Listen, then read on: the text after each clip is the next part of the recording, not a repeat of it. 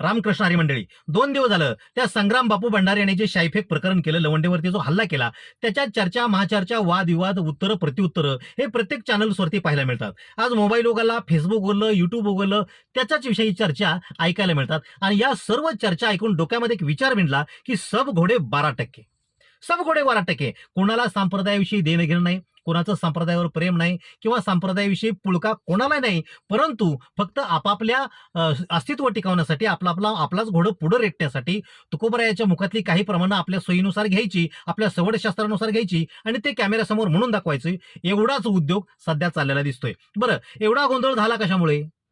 एवढा शाईफेक प्रकरण किंवा त्या लवंडेवरती हल्ला झाला कशामुळे? तर याला एक बारीक कळ म्हणजे माननीय शरदचंद्रजी पवार यांनी लिहिलेलं पुस्तक. आता हे यांनी पुस्तक लिहिलं कधी? जेव्हा एकनाथरावजी शिंदे यांनी महाराष्ट्राचा मुख्यमंत्री पदाचा पदभार स्वीकारला, ते महाराष्ट्राचे मुख्यमंत्री झाले, तेव्हा शरद पवार साहेबांकडे काहीही काम नव्हतं आणि काहीही काम नसल्यामुळे बसल्या बसल्या शरद पवार साहेबांनी एक पुस्तक लिहिलं. त्या पुस्तकामध्ये उल्लेख असा केला की या वारकरी संप्रदायामध्ये मनुवादी प्रवृत्तीची किंवा वारकरी संप्रदायाचे जे विचार आहेत, जी तत्व आहेत, ती तत्वनिष्ठ नसणारी, त्या तत्वाला विरोध असणारी माणसं आणि अशा माणसांचा या वारकरी संप्रदायामध्ये घुसखोरी झालेली आहे असा उल्लेख त्याने केला. कधी केला? 2023 साली केला. 2023 साली ठिणगी पडली. त्याचा भडका मात्र आज 2026 ला उडाला. याला म्हणायचं स्लो पॉइझन. Slow poison. आता मला सांगा, ज्या शरद पवार साहेबांनी वारकरी संप्रदायाविषयी त्या घुसखोरीविषयी लिहिलं, याचा अर्थ शरद पवार साहेबाचं त्या वारकरी संप्रदायावर प्रेम आहे किंवा त्या वारकरी संप्रदायाविषयी त्यांना पुळक आहे म्हणून त्यांनी ती घुसखोरी उघडकीस आणली किंवा ते घुसखोरी होत असल्याचं सांगितलंय, अशातला भाग नाही. आता शरद पवार साहेब स्वतः सांगतायत की मी नास्तिक आहे, मी आजपर्यंत देवळात कधीही गेलो नाही. त्यांची मुलगी म्हणते मी एकादशीला मटण खाते, ते मला चालतं, माझ्या नवऱ्याला चालतं आणि माझ्या पांडुरंगाला चालतं. मग हा विचार वारकरी संप्रदायाच्या तत्वाशी जुळतो का? याने म्हणजे तुम्हाला जी ही घुसखोरी वाटते, मग ही एकादशी दिवशी मटण खाण्याचा आणि ते माझ्या पांडुरंगाला आवडतं असं म्हणण्याचा हे जे बोलणं आहे, हे बोलण्यातला जो विचार आहे, तो संप्रदायाच्या विचाराशी निगडीत आहे का? तो वारकरी संप्रदायाला पटतो का? हे प्रश्न, असा प्रश्न, असा विचार, असा प्रश्न सगळ्याला पडल्याशिवाय राहत नाही. परंतु विचार केला तर असं की बाबा आता शरद पवार साहेबांनी लिहिलं केवळ कळीचा मुद्दा म्हणून आपलं लिहिलं. बरं, मला काय म्हणायचं आहे, आता शरद पवार साहेब आता महाराष्ट्र, संपूर्ण महाराष्ट्र शरद पवार साहेबांच्या हातात किती दिवसापासून होता? खूप वर्षापासून होता. तरी परंतु आळंदीहून जेव्हा माऊलींच्या देहून जेव्हा तुकोबरायांच्या पालखीचं प्रस्थान व्हायचं आणि ते पालखी मार्गाने जेव्हा पंढरपूरला येत होते, तेव्हा पंढरपूरपर्यंत येईपर्यंत बरेच वारकरी एखादी बिंडकुळी चेंगरल्यासारखे त्या ट्रकच्या खाली चेंगरायचे आणि मरायचे. अनेकदा मागण्या झाल्या की पालखी मार्गाचं रुंदीकरण व्हावं, परंतु पवार साहेबांनी किंवा त्यांच्या त्या सरकारनं, प्रशासनानं कधीही त्या प्रश्नाकडे लक्ष दिलं नाही. परंतु आजच्या सरकारची, भारतीय जनता पार्टीची सत्ता येताच दोन्हीही पालखी मार्गाचं सुसज्जकरण झालं. आज वारकरी एका रोडनी आणि त्याची वाहनं एका रोडनी जातात. अपघाताचं प्रमाण अगदी नगण्य झालेलं आहे. जवळजवळ अपघात होतच नाहीत. मग तुमचं वारकरी संप्रदायावर लय प्रेम होतं, लय जिव्हाळा येत होता.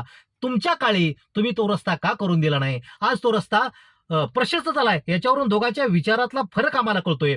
वारकरी संप्रदायाशी किंवा वारकरी संप्रदायावर प्रेम असणारं कोण आहे हे आम्हाला कळतंय. मग आता एक गोष्ट सांगा, आता मला असं वाटतं की शरद पवार नास्तिक आहेत किंवा त्यांच्या भोवतीलचं वातावरण सगळं नास्तिक आहे म्हणून ते असे बोलले असतील. परंतु संग्राम बापू भंडारेंना मला सांगायचं आहे, तुम्ही तर महाराज आहात, प्रबोधनकार आहात, आध्यात्मिक आहात, मग तुम्हाला एवढं कळायला नको का? तुम्ही आज म्हणता नाठाळाच्या माती हाणू काटो असं तुकाराम महाराजाचं प्रमाण सांगता. मग तेव्हा तुम्हाला ते प्रमाण आठवलं. हे का प्रमाण आठवलं नाही की वाडीला दावाग्नी, तृण नाही तेथे वाडीला दावाग्नी, विजुनी जाईल आपसया.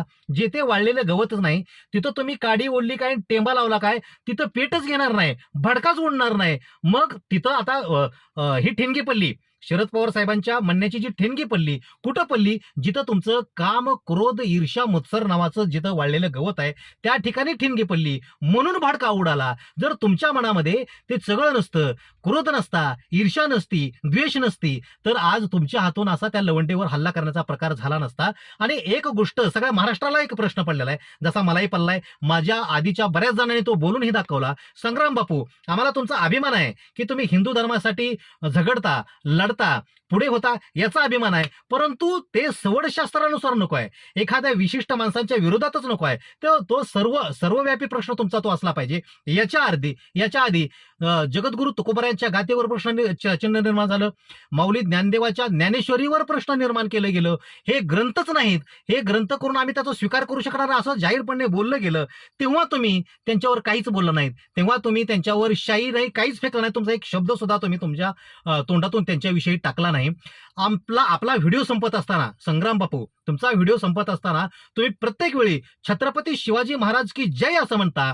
ज्या स्वाभिमानानं, ज्या गर्वानं तुम्ही छत्रपती शिवाजी महाराजांचं नाव घेता, छत्रपती शिवाजी महाराज की जय म्हणता, अशा महाराजांविषयी अश्लाघ्य भाषेत त्यांची किंमत कमी करणारे, की तेव्हा त्यांना कमी लेखणारे, त्यांच्या अपमान करणारे, अवमान करणारे अनेक शब्द अनेक कुत्र्यांनी आपल्या भुंकण्याच्या स्वरूपामध्ये बाहेर टाकलेले आहेत. त्यांची नावं घ्यायची सुद्धा माझी इच्छा नाही, ते तुम्हाला चांगल्या प्रकारे माहित आहे. मग एवढ्याशा शब्दावरून तुम्ही लवंडेचं तोंड काळं केलं. तोंड काळं करताना तुमचे हात काळे झाले. हात काळे झाले म्हणजे तुमचं कर्म काळं झालं. मग एवढ्या शब्दावरून त्यांचं तोंड काळं केलं. मग असं असताना ही कुत्री भुंकत होती, तेव्हा संग्राम बापू तुम्ही तुमचं तोंड कुठं काळं केलं होतं, असा प्रश्न संपूर्ण महाराष्ट्र आपल्याला विचारतोय. तुम्ही खास एवढ्यासाठी मी विचारतोय म्हणून नाही, संपूर्ण महाराष्ट्र तुम्हाला विचारतंय की त्यावेळी त्याच्यावर तुम्ही का बोलले नाही. तुम्ही त्याच्यासाठी स्पेशल व्हिडिओ करा आणि महाराष्ट्रातील जनतेला सांगा की अशा अशा कारणामुळे तेव्हा मी बोलू शकलो नाही. तेव्हा महाराष्ट्र हा तुम्हाला कीर्तनकार किंवा महाराज म्हणून किंवा एक आध्यात्मिक वारकरी म्हणून तुम्हाला स्वीकारेल. अन्यथा तुम्ही वारकरी म्हणून ढोंगी वारकरी किंवा डुप्लिकेट वारकरी किंवा विशिष्ट पक्षाचे किंवा विशिष्ट पुढाऱ्यांचे तुम्ही एक फक्त हस्तक आहात.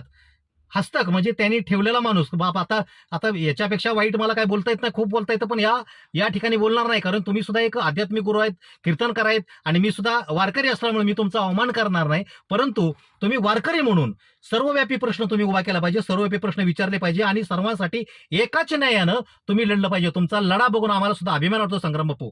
तुम्ही हिंदू धर्माविषयी किंवा संप्रदायाविषयी जी तुमच्या मनामध्ये कळकळ आहे त्याच्याविषयी आम्हाला सुद्धा कळवळ आहे किंवा तुमच्याविषयी आम्हाला अभिमान वाटतो. फक्त प्रश्न सर्वव्यापी करा. आणि वारकऱ्यांना आता दुसरी गोष्ट एक अशी भीती वाटते मला की ह्या कळीच्या मुद्द्यावरून दोन भिन्न विचाराचे वारकरी विभागले गेलेत. एक संग्राम बापू भंडारीचं समर्थन करणारा वर्ग आहे किंवा दुसऱ्या बाजूचा वर्ग आहे. जेव्हा आषाढी वारी आळंदीहून प्रस्थान होतं, 20 दिवसाचा कालावधी लागतो पंढरपूरपर्यंत जायला, तेव्हा हे दोन समुदाय जर समोरासमोर आले आणि कुठं तर बाचाबाची झाली, पूर्वग्रह दूषित असणारी मनं जर एकमेकासमोर आली, एकमेकाच्या दृष्टीच पडली आणि कुठं जर थोडंसं जर क्रॉस कोण करायला गेलं तर खूप मोठी दंगल घडू शकते. आणि या होणाऱ्या दंगलीला कारणीभूत कोण आहे? मग आजपर्यंत संप्रदायाला कुठलाही पक्षाचा मुखवटा नव्हता किंवा आजपर्यंत संप्रदायाला कोणीही फोडू शकलं नव्हतं. तेच त्या संप्रदायाला फोडण्यात आज कोण यशस्वी होत आहे का काय अशी शंका येते. किंवा संग्राम बापू तुम्हाला बोलायला पुढे केलं जातंय, तुम्हाला लढायला पुढे केलं जातंय, याच्या मागं कुणाचा काय कुटील हेतू आहे का याचं परीक्षण संग्राम बापू तुम्ही करा असं आम्हाला वाटतंय. आणि वारकरी संप्रदायाला आम्हाला सांगायचं आहे की अशी कोणीही कितीही आले, जोपर्यंत चंद्र आणि जोपर्यंत सूर्य आहे तोपर्यंत तुकोबा आणि ज्ञानोबा यांचं नाव कोणीही मिटवू शकणार नाही. वारकरी कुठंही वाहवत जाणार नाही किंवा त्याचे विचार बदलणार नाहीत. जोपर्यंत चंद्र सूर्य आहे तोपर्यंत हा वारकरी संप्रदाय अखंड बरे येणार नाहीत आणि ज्ञानोबा तुकोबारायांचंच नाव घेणार आहे. रामकृष्ण हरी.